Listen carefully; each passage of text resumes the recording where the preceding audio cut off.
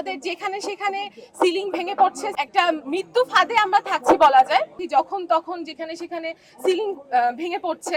College, Dhaka medical কলেজের মেয়েদের হলের অবস্থা যদি আমি একটু বলি, ডক্টর আলিম চৌধুরী হল, তো প্রথমেই যেটা আমরা আলোকপাত করবো সেটা হচ্ছে কি অবকাঠামোগত দুরবস্থা। এখানেও একই অবস্থা, আমাদের যেখানে সেখানে সিলিং ভেঙে পড়ছে, সিলিং খসে পড়ছে, একটা মৃত্যু ফাঁদে আমরা থাকছি বলা যায়। তারপরে যেটা আমি একটু জোরালোভাবে মেনশন করতে চাই সেটা হচ্ছে কি আমাদের আবাসন সংকট। প্রথমে আমরা যখন মেডিকেল কলেজে আসি আমাদের প্রথমে 1 বছর গণরুমে থাকতে দেওয়া হয়। তো সেখানে যতজন স্টুডেন্ট তার অর্ধেকের হয়তোবা আবাসন একটা রুমে 30 জন থাকার জন্য হয়তোবা দেওয়া হলো, কিন্তু আদতে ওইখানে হয়তোবা 15 জনও থাকতে পারবে না, এমন রুমের মধ্যে আমাদের প্রথম 1টা বছর কাটাতে হয়।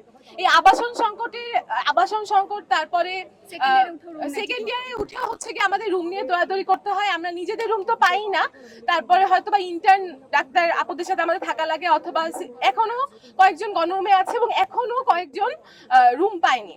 তো এসব নিয়ে আমরা কর্তৃপক্ষের সাথে অনেকবার কথা বলার চেষ্টা করেছি, কিন্তু কর্তৃপক্ষের কাছ থেকে কোনো আশানুরূপ জবাব বা সে ধরনের উদ্যোগ আমরা এখন পর্যন্ত দেখিনি। আর অবকাঠামোগত দুরবস্থার কথা তো আছেই, যখন তখন যেখানে সেখানে সিলিং ভেঙে পড়ছে। তো এই মৃত্যু ঝুঁকি নিয়ে আমরা আর থাকতে চাচ্ছি না।